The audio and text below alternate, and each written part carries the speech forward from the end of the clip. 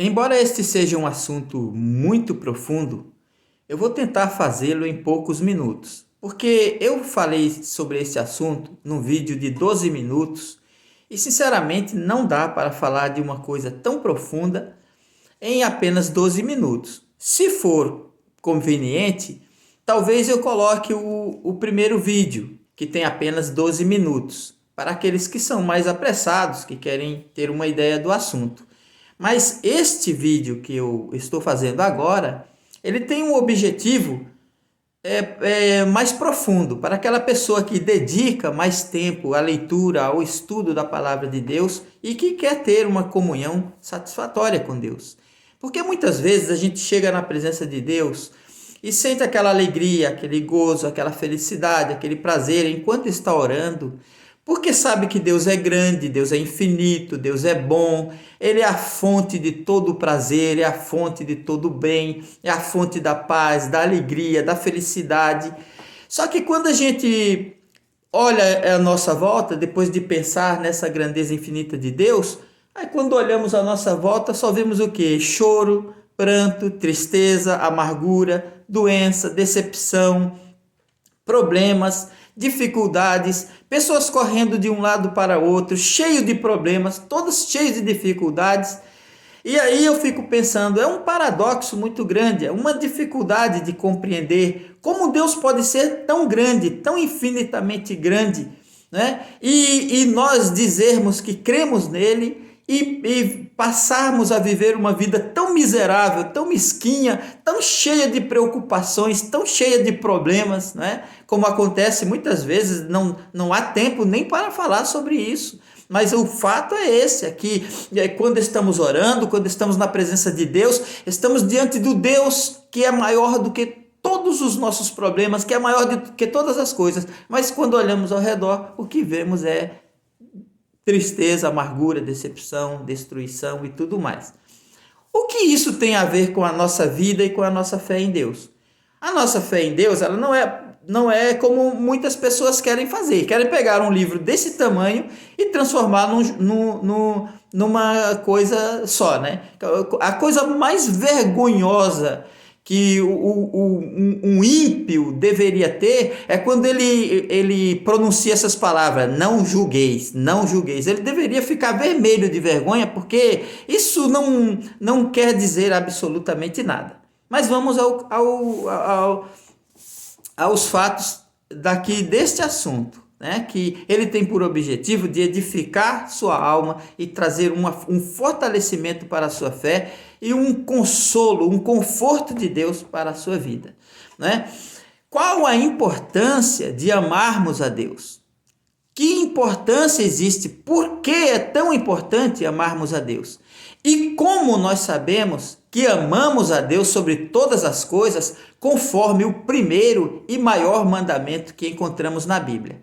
Como é que podemos saber que amamos a Deus de verdade, cumprindo este mandamento, e que impacto isso tem na nossa vida que eu acabei de falar? Por que que de repente estamos diante do Deus que é infinitamente grande e superior a tudo?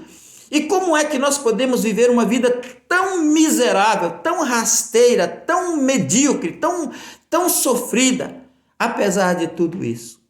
Está aqui no capítulo 6 do livro de Deuteronômio, no versículo 4 e 5, diz assim: Ouve, ó Israel, o Senhor nosso Deus é o único Senhor.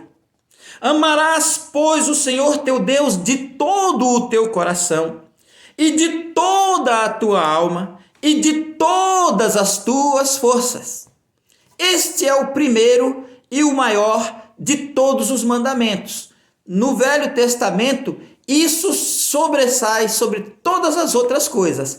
Amarás o Senhor teu Deus de todo o teu coração, de toda a tua alma e de todas as tuas forças. Já no Novo Testamento, Jesus resume todo o Novo Testamento em apenas 2 mandamentos. E o primeiro é este: amarás o Senhor teu Deus sobre todas as coisas. Amarás o Senhor teu Deus sobre todas as coisas e ao próximo como a ti mesmo, que é o segundo mandamento. Muito bem. como é que nós sabemos que amamos a Deus? Primeiro, o amor a que Deus se refere não é aquele amor sentimental, não é o amor que a gente conhece pela experiência, o amor de um pai pelo filho, o amor de um homem por uma mulher, o amor que nós temos pelos nossos amigos, enfim, não é aquele amor que nós temos como sentimento. O amor do qual Deus está falando, ele é um mandamento, ele precisa ser obedecido. Então, como nós sabemos que amamos a Deus? Se guardarmos os seus mandamentos. Jesus disse assim: se me amares, guardareis os meus mandamentos. E o meu mandamento é esse, e aí ele diz o que é os mandamentos. Então, o amor de Deus, quando nós só sabemos, nós só podemos entender que amamos a Deus verdadeiramente quando cumprimos os seus mandamentos, quando obedecemos a voz das suas palavras. E não é uma, nem duas, nem três, é tudo que está escrito aqui. Tudo que a Bíblia ensina, que Deus manda você fazer, que é doutrina, que é uma recomendação para a nossa vida, toda vez que colocamos isso em prática, demonstramos o quanto nós amamos a Deus. Por outro lado, o desprezo aos mandamentos do Senhor são um indício de que a gente não tem amor por Deus, que não amamos a Deus. E o que acontece quando não amamos a Deus? A Bíblia diz: eu amo os que me amam e os que me buscam me acharão. Eu honro os que me honram, mas os que me desprezam serão desprezados. É aí que começa o nosso conflito. Por que é que muitos crentes, exercendo sua fé em Deus, indo para a igreja, não conseguem conforto, não conseguem alegria, não conseguem prazer, não conseguem viver a vida de abundância que Jesus disse? Por causa disso daí, porque Deus diz: eu amo os que me amam, e os que de madrugada me buscam me acharão. Quer dizer, até mesmo se você olhar para o Salmo 91, ele termina dizendo assim: pois que tão encarecidamente me amou, também eu o livrarei. Pô-lo-ei num alto retiro, porque conheceu o meu nome. Ele me invocará e eu lhe responderei. Estarei com ele na angústia, livrá-lo-ei e o glorificarei. Dar-lhe-ei abundância de dias e lhe mostrarei a minha salvação. De quem são essas promessas? Daquele que tão encarecidamente amou a Deus, se apegou a Deus com amor verdadeiro. E este é o impacto que o amor que nós temos a Deus traz para a nossa vida. Agora você entende por que a vida da maioria dos cristãos é uma vida tão miserável. É uma terra arrasada, uma terra onde não tem prazer, uma terra seca, uma terra de destruição, de preocupação, de doenças, de miséria, de dificuldades, de lutas. Por quê? Porque Deus ama aqueles que o amam. Porque Ele nos amou primeiro. Então Jesus diz lá no livro, no Novo Testamento, Jesus está dizendo: escuta aqui, quem ama seu pai, sua mãe, seu filho, seu irmão, seus negócios, sua vida, seu cargo eclesiástico, sua posição social, mais do que a mim, não é digno de mim. E aquele que ama a sua própria vida mais do que a mim, não é digno de mim. Se uma pessoa não ama Jesus de todo o seu coração, não é digno dele. Quer dizer, não pertence a ele, ele não pertence a essa pessoa. Isso impacta profundamente na nossa vida. Qual a importância de amarmos a Deus? Ela faz toda a diferença, ela é toda a importância. Porque Abraão demonstrou que amava a Deus mais do que todas as coisas. Quando Deus disse assim, que ele entregasse o filho dele, né? E Abraão foi porque ele tinha fé. É fácil pregar sobre isso? Claro, é fácil, as pessoas ficam emocionadas, né? Elas ficam emocionadas com essas coisas e tudo mais. Mas aquele é o amor que Deus está nos dizendo. Porque o amor de Deus não é menor do que isso.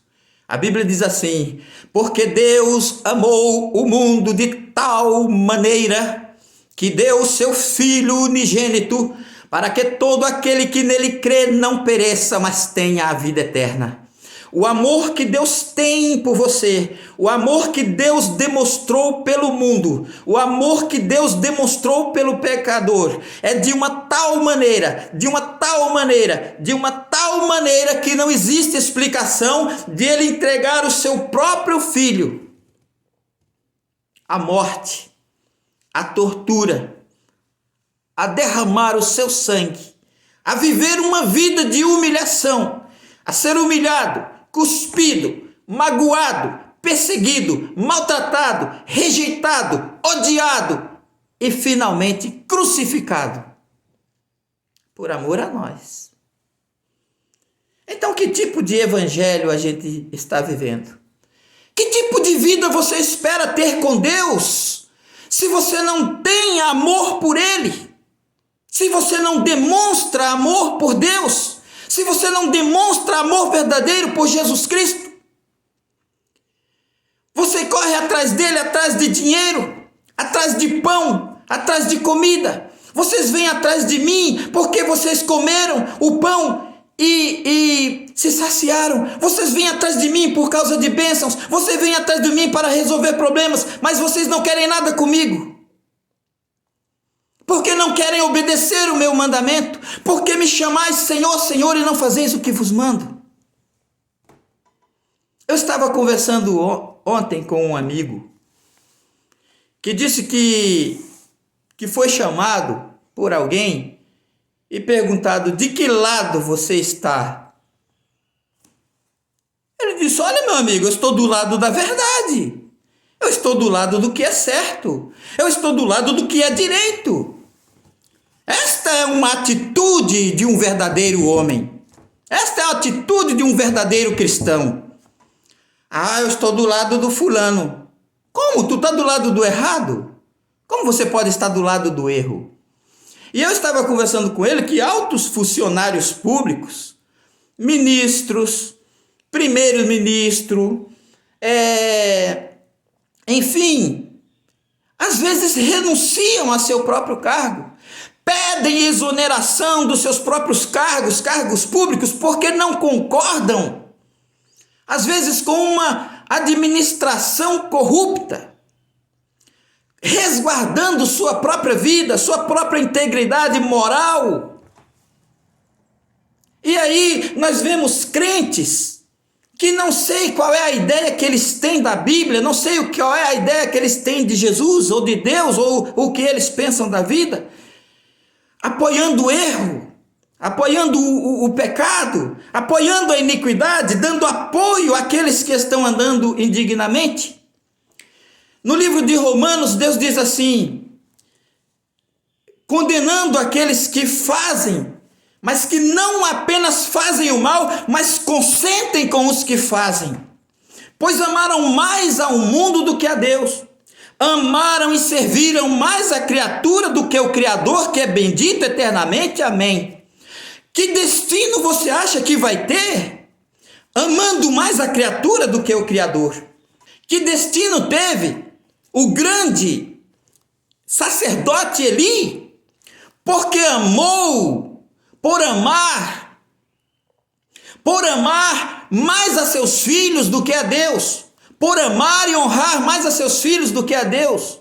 O sacerdote Eli estava ali no templo cuidando das coisas de Deus. Os seus filhos eram ímpios, iníquos, eram perversos, estavam pintando e bordando, zombando de Deus, zombando da casa de Deus, dos sacrifícios, praticando imoralidade. E Deus chegou para ele e disse assim: escuta aqui, Eli, por que tu amas e honras os teus filhos mais do que a mim?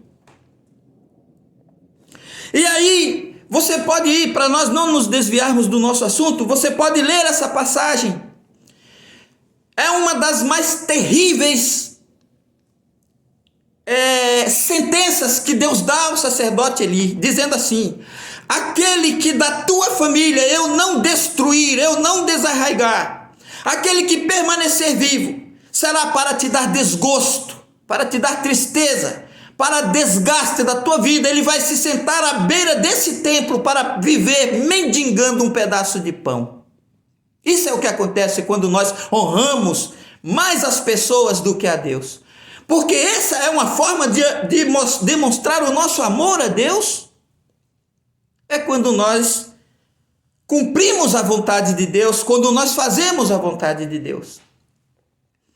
E aí tem muitas outras passagens bíblicas, onde nós podemos compreender que o amor que temos a Deus impacta profundamente na vida que nós vivemos sobre esta terra.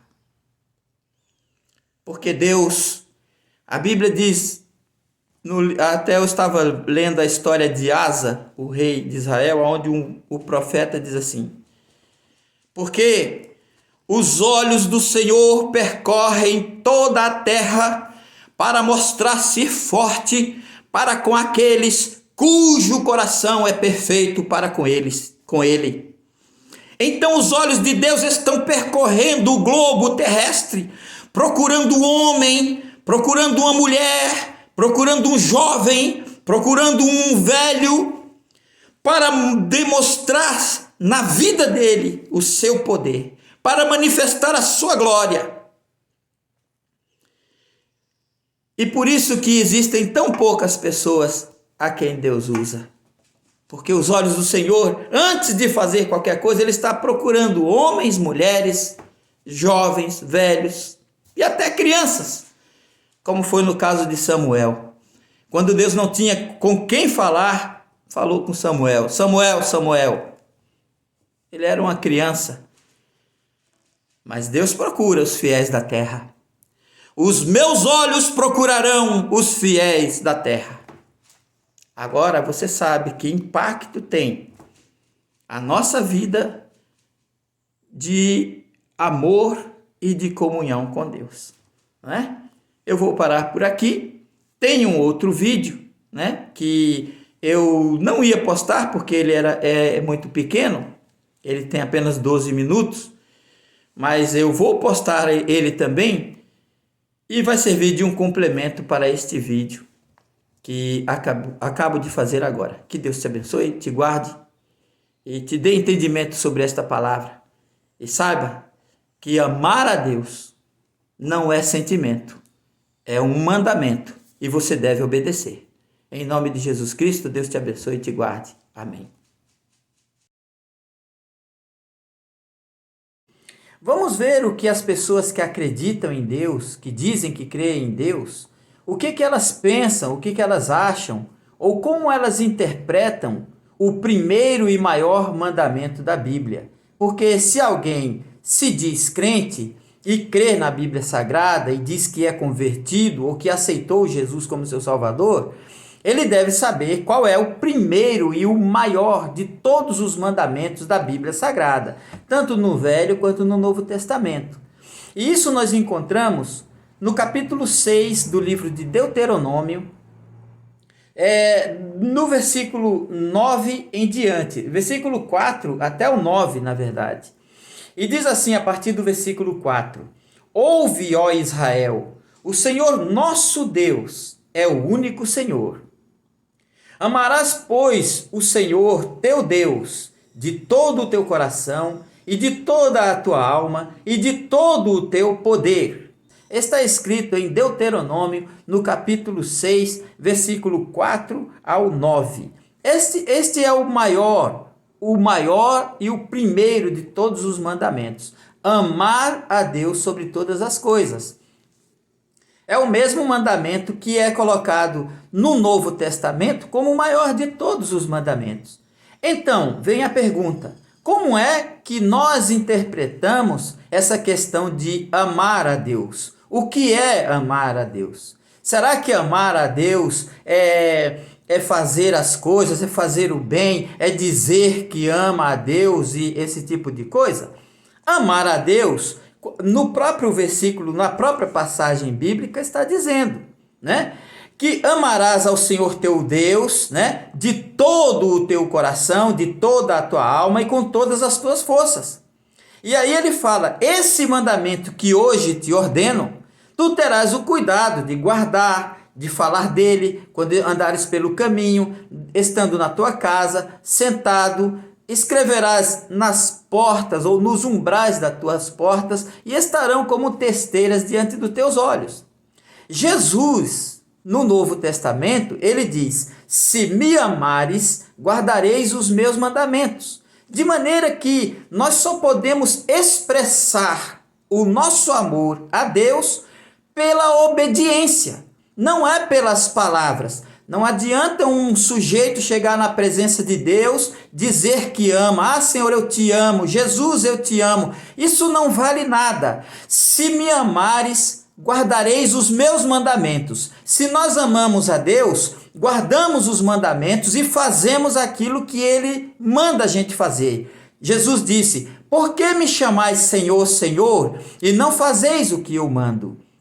Lá no Novo Testamento, Jesus disse que existe uma palavra, acho que no capítulo 12 do livro de João, no versículo 42 a 43, ali está escrito que muitos dos principais da sinagoga criam em Jesus, mas não o confessavam por causa dos fariseus, porque eles tinham medo de serem expulsos da sinagoga. Quando Jesus fala daquela palavra, quando ele diz assim: quem ama seu pai, sua mãe, seu irmão, seu filho, sua própria vida mais do que a mim, não é digno de mim. Será que a gente precisa desenhar isso para alguém? Você pode ter a religião que você quiser, você pode acreditar no que você quiser, mas as palavras que procedem da boca de Deus é essa: quem ama seu pai, sua mãe, seu irmão, seu filho e até a sua própria vida mais do que a mim, não me merece, não é digno de mim, não merece a mim. E quantas pessoas às vezes dizem: ah, Senhor, eu dou tudo por ti, eu faço tudo por ti, e estão traindo a Deus, às vezes por migalhas. Traímos ao Senhor.